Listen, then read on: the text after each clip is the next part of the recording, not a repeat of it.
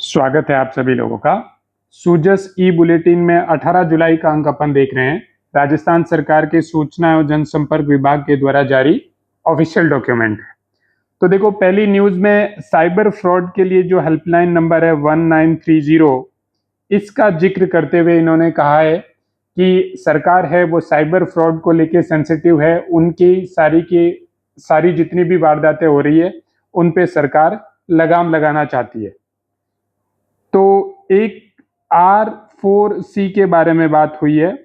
R for Rajasthan और फिर 4 time C, ये साइबर क्राइम कंट्रोल सेंटर। तो ये जो R4C लिखा है इसमें 4 बार C है, इसका मतलब है साइबर क्राइम कंट्रोल सेंटर, और R फॉर हो गया राजस्थान। तो इसके बारे में जिक्र हुई है। और 1930 ये हेल्पलाइन नंबर है साइबर फ्रॉड के लिए। ये हेल्पलाइन नंबर भी आपको ध्यान रखना है।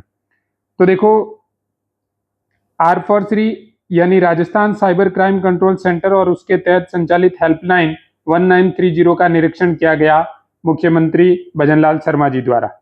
ठीक है। फिर एक बात हुई है कि R4C को हमने नया सेंटर भवन भी उपलब्ध करवाने के निर्देश दिए हैं, और जो 2026-27 का बजट था उसमें R4C की स्थापना के लिए 100 करोड़ रुपए का प्रावधान किया गया था। ये बात भी आपको ध्यान रखनी है। R4C क्या है ये आपको समझ में आ गया होगा।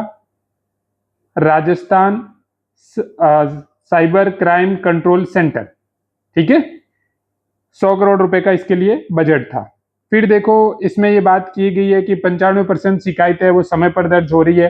पहले इसमें 30 लाइनों से शिकायतें सुनी जा रही थी, जो अब 53 हो चुकी है, और 60 तक इसको पहुंचाना है जिससे सभी की शिकायतें सुनी जा सके।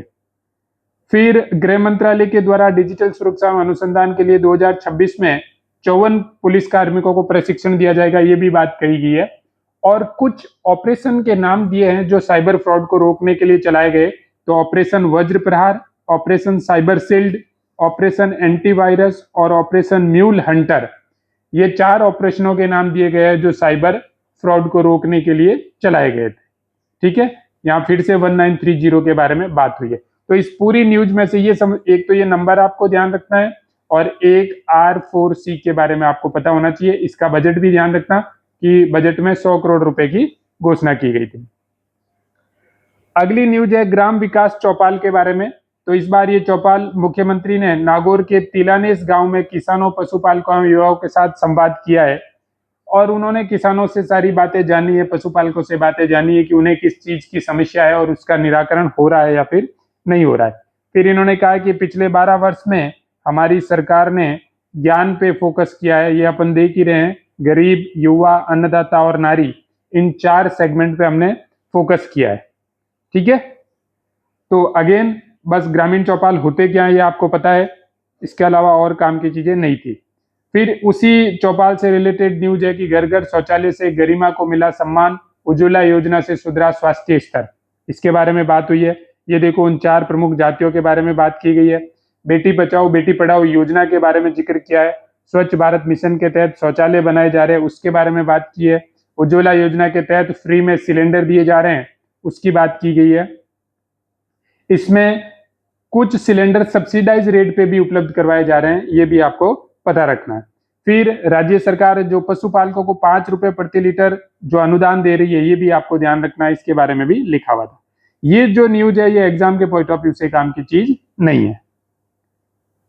फिर वहीं की और न्यूज है कि मुख्यमंत्री ने किसानों के साथ निराई गुड़ाई, उन्नत एवं प्राकृतिक खेती अपनाने का किया आह्वान, ऐसी बात बोली गई है। अगेन एग्जाम के पॉइंट ऑफ व्यू से यहाँ पे और काम की चीजें नहीं है। फिर एक शहीद ग्रेनेडियर मोडाराम खटकड़ के वहां जाकर उन्होंने मुख्यमंत्री भजनलाल शर्मा जी ने भोजन किया, ये सब किया, और उनकी मूर्ति को नमन किया। ये सब बातें अगेन एग्जाम के पॉइंट ऑफ व्यू से काम की चीज नहीं है। फिर जल जीवन मिशन के बारे में बात हुई है। क्या है जल जीवन मिशन? तो ग्रामीण क्षेत्रों में सुरक्षित एवं गुणवत्तापूर्ण पेयजल उपलब्ध करवाना है।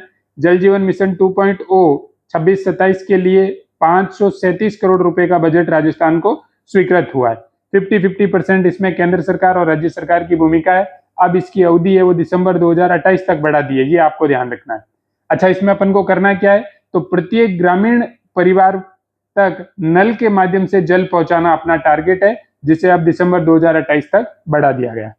फिर देखो कुछ डेटा दिया हुआ है कि 3241 योजनाएं प्रदेश में भौतिक रूप से पूर्ण हो चुकी है, 2520 योजनाओं का शीघ्र जलार्पण होगा। तो ये सारी चीजें, हर घर जल लक्ष्य की ओर अपन बढ़ रहे हैं। इतना डेटा काम की चीज नहीं है और ये नहीं पूछा जाना है। बस आपको एक तो इसका जो बजट था वो ध्यान रखना कि राजस्थान के लिए कितना बजट सैंक्शन है और टारगेट 2028 तक कर दिया गया है। इतनी बातें आपको ध्यान रखनी थी। तो ये था आज का सुजस। आज के सुजस में न्यूज बहुत कम थी। अब देख लेते हैं प्रश्नोत्तरी। पहला क्वेश्चन है, राजस्थान किस पशु उत्पाद या कृषि उत्पाद के उत्पादन में देश में प्रथम स्थान पर है? तो ऊन उत्पादन में राजस्थान प्रथम स्थान पर है। ये बात आपको ध्यान रखनी है। अगला क्वेश्चन है कि राजस्थान में पीएम सूर्यघर मुफ्त बिजली योजना के तहत जुलाई 2026 तक लगभग कितने घरों पर रूफटॉप सोलर संयंत्र स्थापित किए जा चुके हैं? तो 2.65 लाख पर स्थापित किया जा चुका है। इसमें 1001 मेगावाट से अधिक की क्षमता भी स्थापित की जा चुकी है इस योजना के तहत। ये बात भी आपको ध्यान रखना है। ठीक है। अगला क्वेश्चन है कि नई दिल्ली में आयोजित वैश्विक वस्त्र प्रदर्शनी भारत टेक्स, इसमें आपको ये ध्यान रखना है कि ये टेक्स TEX टेक्सटाइल वाला है। मैं राजस्थान पवेलियन को किस थीम पर तैयार किया गया था? तो राजस्थान का पवेलियन गुलाबी नगरी के थीम पर तैयार किया गया था और इसका जो गेट है वो अजमेरी गेट की थीम पर था। ये बात भी आपको ध्यान रखनी है। ठीक है। अगला क्वेश्चन है कि VBG रामजी योजना के तहत श्रम नियोजन के मामले में राजस्थान देश भर में कौन से स्थान पर है? तो श्रम नियोजन के मामले में राजस्थान प्रथम स्थान पर है। VBG रामजी योजना के बारे में आपको पता होना चाहिए। 1 जुलाई से पूरे भारत में अधिनियम और 2 जुलाई से ये योजना पूरे भारत में लागू हो गई है। भारत में लागू करने के लिए जो राष्ट्रीय स्तर का प्रोग्राम है वो आंध्र प्रदेश में था, जबकि राजस्थान में लागू करने के लिए था ब्यावर से। इस योजना में पहले 100 दिन का रोजगार देते थे, अब 125 दिन कर दिया गया है। पहले प्रशासनिक खर्च 6% था, जिसे बढ़ाकर 9% कर दिया गया है। पहले किसी भी तरीके की अवकाश की व्यवस्था नहीं थी, अब इसमें मानसून के समय 60 दिन का अवकाश का जो निर्णय है वो राज्य कर सकता है, ऐसी बात बोली गई है। अगला क्वेश्चन है, पंचगौरव योजना में एक जिला एक उत्पाद के तहत बाड़मेर जिले का उत्पाद क्या है? तो बाड़मेर जिले का उत्पाद है कसीदाकारी। मैं आपको बाड़मेर जिले की 5 चीजें बता देता हूं। तो बाड़मेर जिले की जो उपज है वो है इसबगोल, वानस्पतिक प्रजाति है रोहिड़ा, उत्पाद है कसीदाकारी, पर्यटन स्थल है किराड़ू मंदिर और खेल है बास्केटबॉल।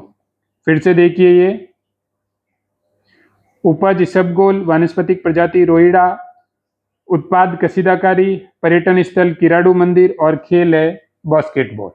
चलिए मिलते हैं अगले वीडियो में। धन्यवाद।